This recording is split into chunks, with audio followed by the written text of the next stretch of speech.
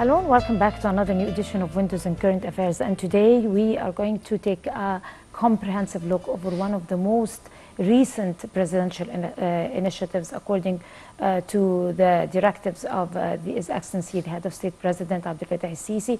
That is a continuation of 100 million lives and of course an advanced step to taking a deeper look and concern into the lives of the Egyptian citizens, and it is the 100 Days of Health presidential initiative, and of course it is taking over its shoulder, of course, a lot of missions. We're going to be talking about that in full detail. We're very delighted to be having with us here live in the studio Dr. Islam Anan. He's lecturer pharmacy economics, yes. And he's going to be talking to us about that particular health initiative and how is it going to add to 100 million lives, and what is it going to present to the Egyptian citizens, especially probably the elderly citizens. I mean, some sectors of society who probably haven't had enough chance to get an opportunity to get the best interest of 100 million lives. Good evening, Dr. Anan, and welcome to Windows on Current Affairs. And let's first of all give a definition of this presidential initiative. What exactly is that initiative and what new is it going to present to Egypt? Good evening, Ms. Dina, and thank you. It's my pleasure to be here. My real pleasure. So, if you are talking about the 100 Days of Health presidential initiative, we need just to highlight that it's not a new initiative to Egypt. It's a refreshment of the existing presidential initiatives of health. So, we do have the non-communicable diseases presidential initiative, which was launched in 2018. And the main objective of the non-communicable disease initiative is to screen individuals for diabetes and for hypertension, dyslipidemia, and obesity. So throughout the 5 years, Egypt screened around 25 million Egyptians for the non-communicable. Same goes for the breast cancer initiative for women health. And Egypt screened 25 million, and currently it's 30 million Egyptian females for breast cancer, as well as the neonates screening. So the 100 days, it's a refreshment for all the presidential initiatives that were launched in 2018 and 2018. So mainly the main objective is to remind people that you can still go to the healthcare units, primary care, and screen for non-communicable disease, diabetes, hypertension, dyslipidemia, obesity. You can, for all females, screen for breast cancer. Even if they screened in 2018 and 2019, they can make checkup, especially that sometimes in the screening, we advise women to make a regular checkup every year, every 12 months. And finally, for the neonates and for the other presidential initiative as well, like hearing presidential initiative for children, like, for example, mother and fetus presidential initiative, we are talking that the presidential initiative since 2018 launched 20 programs. 20 programs starting from neonates screening till senior citizens screening for all diseases starting from birth, even pregnant women, mothers, till senior citizen level above 65. So that's the main objective.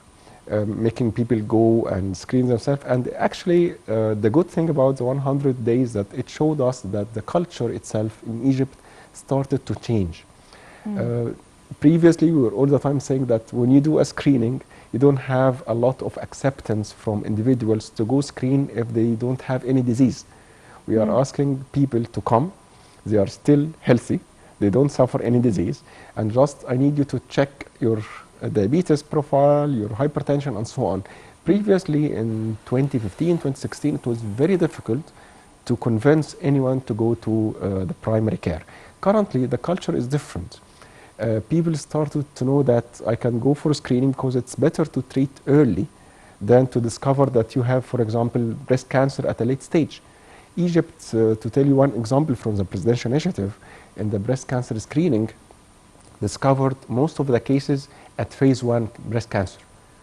Previously, 5 years ago, we were actually discovering all the cases. We are talking 65% to 60% at late stage breast cancer. At a late stage breast cancer, actually, unfortunately, the case most probably will die in a very low survival rate, and the treatment cost is very, very much expensive. We are talking 25 times the treatment cost if I'm discovering at phase 1, for example. Plus, the most important thing is we can manage the survival of the case, and there is no fatality if we are discovering in stage 1.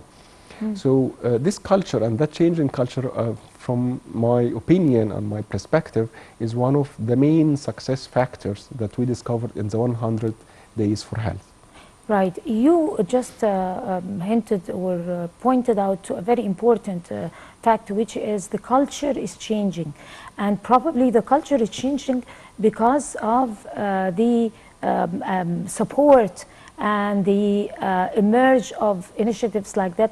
Probably President Abdel Fattah al-Sisi, with his foresight and vision, thought of that particular aim or particular mission of it is more of changing the culture of people, spreading awareness amongst some sectors of society, especially the informal settlements, the rural area, the low-income brackets, probably people who are busy.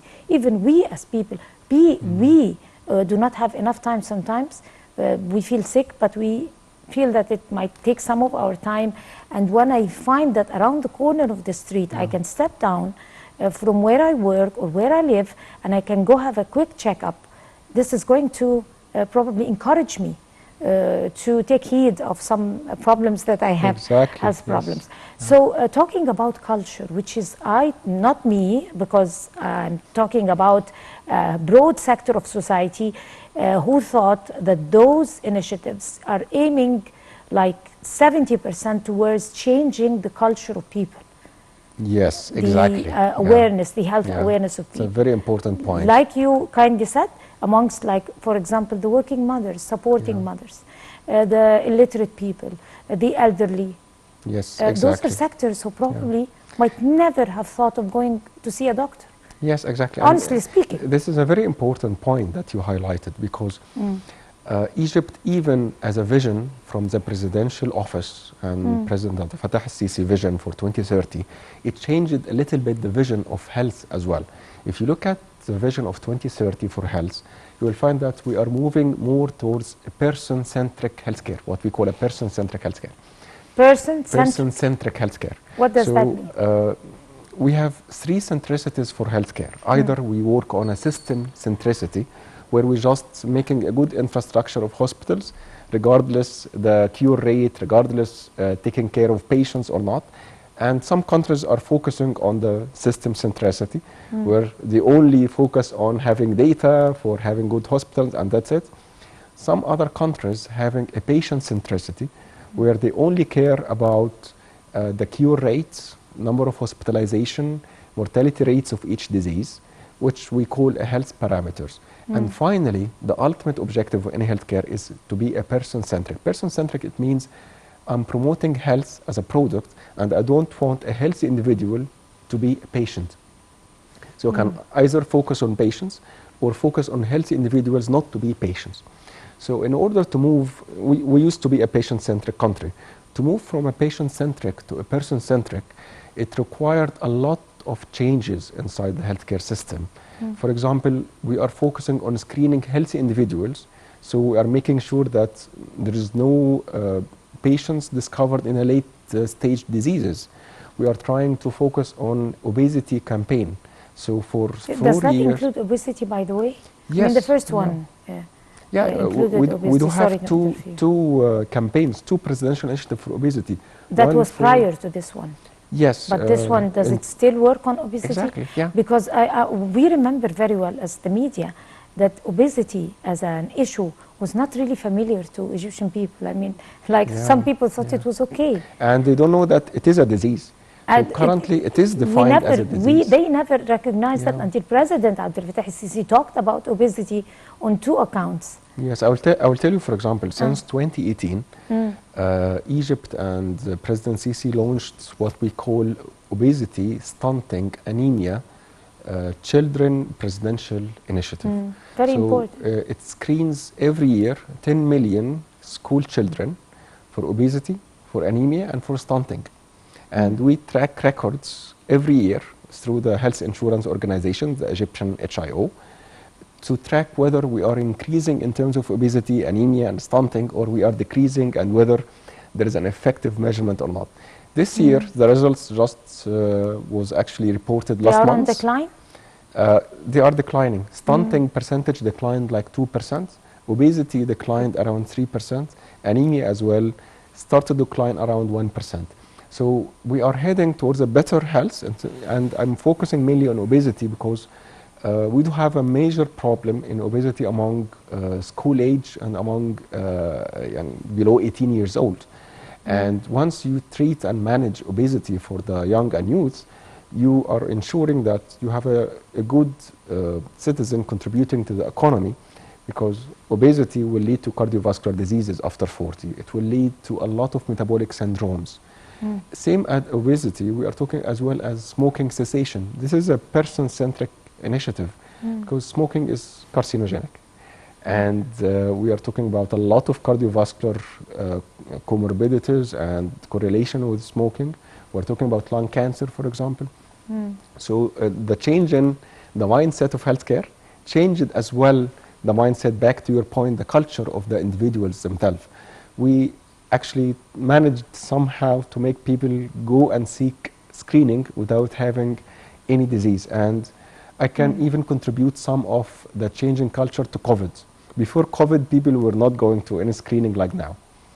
After COVID, they started to realize that it's okay to go to a healthcare unit, it's okay to have a screening, and they have witnessed that some cases were discovered late for COVID, it ended up with mortality. So currently, when you just announce you have a healthcare unit doing a breast cancer initiative, you do find a queue of women actually till the end of the street, just waiting to make the screening, which was not the culture before. It became familiar. Exactly. I mean, it's almost like 4 years now. Yes, since 2018. And it's stretching to some countries in Africa also. Yes, yes. And the main question they were all the time asking, and that's the most familiar question to me, is we are spending billions on presidential initiative. We are spending almost 20 billions. However, the health return is very high. If we take one example, the breast cancer initiative we were talking about, Egypt spent 2.5 billion Egyptian pounds to run the screening and to encourage women, the promotional campaigns, the screening, the healthcare professionals' fees, and so on. It was 2.5 billion. However, when you look at the return of investment, the ROI of the campaign, you actually saved 3.5 billion, because you discovered 60% of the cases at stage 1. So you saved all the cost that you will actually pay 3 or 4 years later when you actually discover them in stage 4. The hearing presidential initiative for neonates, for example, every pound spent on it, it actually saved around 3.5 pounds. So it's a very highly beneficial, or what we call a CBA, cost-benefit analysis. It's a highly beneficial. Same goes for the non-communicable diseases. Every pound you are spending, you are returning around 4 pounds. Same as for all the presidential initiative. Before they launch the presidential initiative, they make sure that we are targeting the right disease. We are not just doing any screening for any type of cancer or any type of disease without a good feasibility study, without a good economic study to ensure that it is a person-centric, we are getting a return, and the main objective is by 2030 will be a person-centric country, all of it, with the universal health insurance covering all the citizens and actually promoting more the health as a product rather than just treating diseases. Right. What exactly is non-communicable disease, and exactly who could be prone to that type of disease? Because, of course, you as a doctor, you can have a good the non-communicable disease definition, but other people, I mean, even educated people, won't be realizing the depth or the gravity of danger of some of these diseases. Perfect. So the NCD, or non-communicable diseases, are the chronic diseases. We are talking about hypertension, cardiovascular diseases, and heart diseases. We're talking about diabetes, we're talking about dyslipidemia, and cancer. Cholesterol. Yes, hypercholesterolemia, and we are talking as well for cancer. So all the diseases that's not caused by infectious diseases are called the non-communicable. And currently, we are focusing as well on communicable, which is a good thing. Before, we were only researching non-communicable and a very limited research on communicable. Communicable is like COVID. It's like dengue fever. Currently, there is around 300 cases of dengue fever in Upper Egypt. Dengue fever? Dengue fever, yeah. Oh. So That's a new kind of fever? Or it's not that new one. We are acquainted with it in Egypt. Yes, what we call humad dank or dengue fever. Okay. We witness it every couple of years. But alhamdulillah, it's always around below 500 cases. There is no mortality from it. Dengue fever, it's actually from a vector mosquito called Aegyptus. Ah, okay, okay. That has been on for a long time. I mean, Yes, for a long yes. time. And even the mosquito name is Aegyptus. So Okay. the Egyptian Just like, mosquito. I mean, some So countries, yes, yeah. it got 3 to 5 days incubation, and then it got like 5 days of symptoms, like flu symptoms. Is it similar to malaria? But alhamdulillah, it's not But a little severe bit like malaria. lesser Not than severe that. like malaria. It's 3 to 5 days Much more of high safe. fever, some swelling in lymph nodes, some rash. And usually with 3 symptoms, there is no need to take any specific medication for it. So if people are all the time now talking about there is cases of dengue fever, it will increase or not? No, most probably it will not increase. Since 70s, we have dengue fever. And a very important note is an infected person of dengue fever will not going to be able to infect a healthy individual. That's very There good. is no infection between human to human infection. The infection is from the human to the mosquito itself.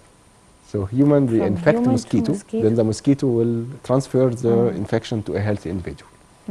But let me ask you about the awareness again. Yeah. Because we as media, we tend to see the awareness part of, from every scene. Like, for example, this new initiative or the other, former initiatives, the awareness part is very important. Like, do doctors, people like me, people who are educated, the younger people, the children who go, mothers with their children, when they ask a doctor, what about, like, for example, taking a vitamin C pill every day? What about if I have to take vitamin D for the rest of my life at a certain age? I keep hearing vitamin E because of what? Yeah. Another type of vitamin for immunity, the omega-3. Omega-3, yeah. All of these issues are very important for people. Are there doctors to also give that type of service, or it is only for screening people? Because Okay, so we are in bad need. I will tackle both. So if we're talking about the screening itself, it's just a screening and then a referral to the treatment units. So there is units responsible for screening only. So if I discovered, for example, a hypertensive case or a cancer case, then I refer the subject, the person, to the treatment facility. And then if he needs, for example, chemotherapy, if they need, for example, taking antihypertensive medication, they will take it as per their insurance, because the screening campaign, it's a national one. But our treatment insurance as Egyptians, it varies. Some are actually covered with the health insurance organization, some are covered on state fund, على نفقة الدولة, and some are actually covered with the Universal Health Insurance Organization, which is a new insurance system, or private insurance. However, if we are tackling the second thing, which is the immunity itself, what we are aiming for all individuals is balanced immunity, not increasing immunity, because the increase in immunity is a disease on its own. Exactly. So we need to balance the immunity that we do have a healthy and a good immunity. And actually it's very easy in terms of steps, and very easy said than done, is to have enough sleep. That's first of all. So we are talking between 6 to 8 deep sleep. See, the biological hour. Biological hour. Oh, but not through the day. Some people are actually advising to divide them, 4 and 4 or 3 and 3. But anyhow, just to take enough sleep during the day. We are talking about water, drinking water, Like how much water? You, by all means, must exceed 2 liters per day. 2 liters, okay. If it's 3 liters, it will be better. But just to make it realistic, 2 liters will be enough. 2 liters is And good. then there is a very important one, which is to stay away from alcohol, from smoking, or from any course. pollution. And a fourth one, which is slightly hard, is to be away from stress, if we can. Right. But, this is the main thing. And if there is any nutrient or vitamin deficiency in the body, we need to identify it before taking vitamins. Because we cannot just take any vitamin and increase in omega-3 and multivitamins we are all the time taking, because the increase of vitamins inside the human body is also a disease. There is what we call a hypervitaminosis. It means that I'm taking too much vitamin than what my body actually needs. That is going to affect my kidney and my liver also? It will, in fact, it depends on the vitamin itself, but sometimes some vitamins, without going into detail, some vitamins it's okay to have an exceeded daily amount. Some are actually harmful, whether to the stomach, harmful sometimes to the bones, to the kidney, to the renal system in general. So this is very what I said, very sad. The reason I asked that, because I know that this is one of your, I mean, nobody could ever talk to us better than you about Thank you, this type of awareness. And it needs awareness, and what we are doing currently, I hope it raises awareness somehow to the people that it's not a difficult thing. We don't need a lot of vitamins to balance it. We just need to follow a simple life, if we can. Just take it easy. I all the time say, just take it easy and don't overthink. We try. We try, but most people overthink. Of course. Yeah, and it get them awake at night. The momentum is like, it's not like before. But I mean, talking about the normal everyday life, I mean, even on social media, the bloggers and everything, they are always, I mean, setting awareness about how you wake up in the morning and you take some important vitamins. I mean, you take important things, and which is good. But at the same time, we should be aware that we should not exceed, or we should not stay for a long time. I mean, how long are we supposed to take a certain vitamin? Some multivitamins, they give you the daily needed amount per day, which is okay. We're not going to be able to say brands, but some brands you can actually take it for good for life, because it will never exceed the daily limit. For example, if we're talking omega-3, all of us, we do have deficiency in omega-3. It's very rare to find any individual with the adequate amount of omega-3 in his body. So it's okay as well to take omega-3. However, the very important note is there is omega-3, there is omega-6, there is omega-9. And we need to focus on omega-3 only. Omega-6 is already in meat, red meat. So we do have excessive omega-6 in our body. And omega-9 is not needed. And we do have sufficient amount. So purified omega-3 is what we actually need to have every day. This is okay, for example. A lot of brands are purified omega-3. Multivitamins with traces, it's okay as well to take it every day in the morning.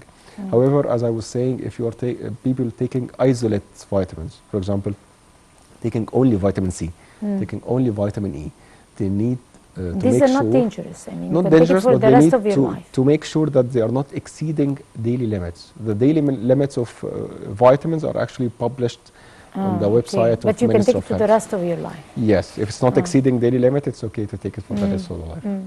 This type of awareness is also very important, and also the importance of certain culture that some countries are. I mean, they grew up to think that that's okay. Like eating a lot of meat is very healthy and good, and it's going to support your health and everything. And on the contrary, it's going to. Yes. I mean, I'm not sure if I'm right or no, but meat is the last thing anybody would think to eat, because it might cause lots of disease, lots of raise the cholesterol in your blood, and lots of issues. Unlike if you eat lots of vegetables. I mean, these campaigns should include, I mean, part of the team, people who are supposed to talk to the people about that also. Yes, exactly. So we do have, for example, the National Nutrition Strategy for Egypt, which is an alliance between the Ministry of Health, the National Nutrition Institute, and UNICEF, and the World Health Organization. The main objective of having a national nutrition strategy in Egypt is exactly what you are saying. To educate people that red meat, for example, it's good, but you do have a daily protein intake. You can take it from red meat, you can take it from fish, you can take it from even some fruits. Do not exceed your daily limit of protein per day of amino acids. You can replace, because we do have a lot of cardiovascular diseases, especially with the red meat. We do have, for example, complications that can lead to gout disease. We don't need to Gout disease. Gout disease, exactly. We don't need to go that far. And most important is to balance the meal. So not going to reach obesity or overweight, as we are saying. Replacing sugar. We are honey. even thinking about some countries are doing what we call the sugar tax. Sugar tax is Sugar tax. yes, to make taxation on That's any good. item when any item Right. contains sugar. For example, any soft drink with sugar, it will be actually the tax will be doubled. So Oh, it really? will be more in price. That is That's- true? I mean, that is imposed It's for already it has in been month? England, and it's actually discussed currently in Egypt whether it will be good to impose sugar tax or not. It seems like tobacco tax. So when you increase the Tobacco, tax, of course, is common. exactly, people will just a little bit refrain from the sugar intake, the high sugar intake, replacing sugar with more natural product like honey or diet sugar. Recently, there was a study about aspartame. People were just worried because aspartame, the diet sugar, the WHO announced last week that it may be associated with cancer cases. However, just to reassure Most of the people, because diet sugar, I'm not sure. Of course, most of it is aspartame. Most of the fizzy drinks, the soft drinks, are actually aspartame. The diet ones are aspartame included. So we are talking about huge business. Aspartame is selling like $1 billion US, and the intake of aspartame inside gums, inside soft drinks, inside cakes, inside all the flavored, canned in the supermarket. We are talking about business around 150 billion. But US why dollars. are they including sugar-free substance instead of the normal sugar? I mean, it's They much are more trying expensive. for diet people. They are replacing for diet or low calorie Exactly. intake meals. They are replacing sugar with aspartame. But So- for the normal people in normal shops, they use the sugar. Yes, if you are talking about, for example, cakes, normal dietary. Because it doesn't make any yeah, sense. pastries and so you on. bake a cake Yes, without the, yeah, I mean, yeah. the sugar. It's like having a very heavy meal and a diet coke. Yeah, so Exactly. So, But just to reassure people, it's not associated with cancer for sure. It's probably, the statement was saying probably, maybe associated with cancer if exceeding the daily intake as well. So if they are taking diet sugar, they can still take the diet sugar of aspartame. However, not to exceed 5 grams. 5 grams, we are talking about a teaspoon of diet sugar. Not that's to the exceed type it. of awareness I'm talking about, because even the most educated people with PhD, I mean, if it's not in the specialization, they wouldn't, if they would never know that it's only the measure of a 1 teaspoon. So Exactly. Same like salt. We are trying as well to decrease salt also. intake. Because when you increase sodium in our bodies, the body will be more susceptible to hypertension. Really? It will be more susceptible to water retention as well. Water retention we know about, So- but hypertension also? Yes, exactly. So we are trying to limit, because there are a lot of economic studies currently that when you decrease sodium intake by half, you are actually decreasing the probability of having hypertension by 80%. So we need to educate people that please cut your daily intake of salt to half, cut your sugar intake to half. Exactly. Then if you can just remove them away from your dietary meals every day, it will be great. And we call it in our culture in Egypt the white toxin, السم الأبيض, which is salt and sugar. Salt and sugar. So if we can cut them in our meals, it will be highly beneficial in terms of disease averting and in terms of economic benefit as well. Of Yeah. course. So going back to that particular initiative, I mean, it had recorded a lot of success. I mean, and that's why probably the government is repeating and renovating, and like you said, this is refreshing it. Yeah. But I mean, this particular one, the new one, usually every new campaign is a little bit more modern, more vision, more outreach, more informative, in terms of everything. I mean, what is the new version of this particular initiative, health initiative, going to present to some brackets in society? Yeah, probably yeah. The who new haven't version. benefited. What the new? Yes. Yeah. Like so- the so, 100, yeah. like the 100 days. So the new version of presidential initiative, we're talking about 100 days. It's enhanced version from the previous ones. We are talking from resources, it's different. From It comes with a lot processes, of experience also. Yes, exactly. There's a lot of changes, for example, in the data platform.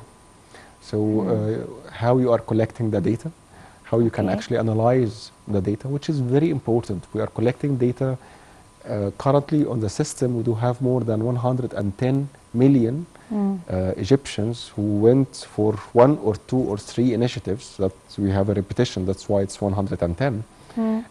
That can actually lead to great decisions in terms of healthcare, in terms of allocation of budgets. Just a simple initiative like this one can direct Egypt to put more allocated money, for example, to hypertension than it was actually allocated. According to the latest survey. Yes, so for example, in diabetes, we discovered that every year there is a burden of 24 billion Egyptian pounds because of diabetes. And it's not only coming from medications cost or the actual diagnostics, it's coming from a lot of reasons. For example, 60% of it, we're talking about 14.5 billions, from the burden of diabetes is coming from complications, not from the treatment. So people are not adequate to treatment, they are not controlled, and then they end up having complications like diabetic foods, like retinopathy, nephropathy, a lot of complications. And then the country is actually treating the complications, and it costs even higher than the disease itself. So it do we gives us mean by the insight. complication, I'm sorry to interfere, but do you mean by the complication is the excessive use of sugar, maybe the culture of eating, of consuming, food It's consumption? mainly because of control. If a diabetic person or person living with He was diabetes, born with diabetes. He inherited it. if so, it's a type 1. It's in the family. Yes, this is type 1 diabetes. If it's actually developed later in his life, it's type 2 diabetes. So Okay. type 1 or type 2, we do have lack of control from patient side for their glycemic profile. And this lead to a lot of complications. So it will direct us that if we need to allocate money, it's not allocating money for more treatments. This is not needed. We need to allocate money for more awareness. For example, you need to test your glycemic profile. You need to take your medications as directed. Do not actually skip any dose. Because once you are skipping dose, once you are not controlled, you will have a lot of complications. So such presidential initiatives direct us to better decisions in healthcare. It decreases Better in knowledge waste, also. better knowledge about it. So that's in terms of data. In terms of even the process itself, it's becoming better. So I will tell you, in 2015, it was the first initiative trying to eliminate virus C. And Yes, we remember that. Yes, and it was not that successful as the 100 million healthy lives launched in 2018, because we were depending all the time on a process which is completely digitalized and automated. So people should actually register online, and then they follow everything through their SMS services and through the platform services. So it was a little bit complicated. Maybe it's good in terms of digital, in terms of having no paper in process. However, we only have a couple of thousand registered. When we launched 2018 Healthy Lives, 100 million lives, and currently the initiatives, we figured out that the culture in Egypt, we need a face-to-face Of interaction. course. That's what I was going to say. We need, All sectors. yes, of we need society. people going I mean, to honestly villages, going to rural areas, inviting And people. everywhere, worldwide. Yeah, maybe it is successful. I used to work in an initiative in Europe, and it was all automated and online questionnaire. It was a bit successful because the culture really? there, it's okay and acquainted with the online questionnaires.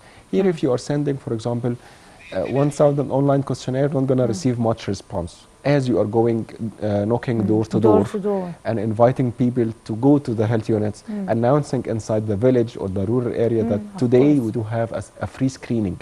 It was really successful, just returning to the culture of Egypt, Exactly. amending the process a little bit. And I always say it's not the top-notch technology, which is great. It's the adequate technology and adequate to our culture is actually the But one. it is the technology that is fit with the culture. Exactly, yes, Oh. yes, yeah. Unfortunately, we ran out of time, but in our package, zillions of other questions. We're not going to leave you unless you give us another promise for another episode. Inshallah, it will be my Because pleasure, we really my need absolute it. pleasure. Because we're sure that by the fall, another initiative by President Abdel Fattah Sisi, advanced initiative, is going to be Yes, this year on the there's doors. new 4 ones. New 4 ones. Yes, yeah. So that's exclusive. New 4 ones Yeah. for winter. And that Yes. makes sense. Yeah, yeah. There is okay. the cancer initiative will be launched this Great. month, and we do have another 3 for school age children as well. So we need you 4 times, inshallah. Inshallah. Of course, very delighted to have you, Dr. Islam Anan, lecturer of Pharmacy economics. Thank you so much for Thank you. coming, and all the best for you. And of course, it was our pleasure. Thank My you for absolute pleasure. Thank you. coming. Thank you. And I guess this brings us to the end of this edition of Windows and Current Affairs. Many thanks to all of you. Until we see you again next week, that's a goodbye.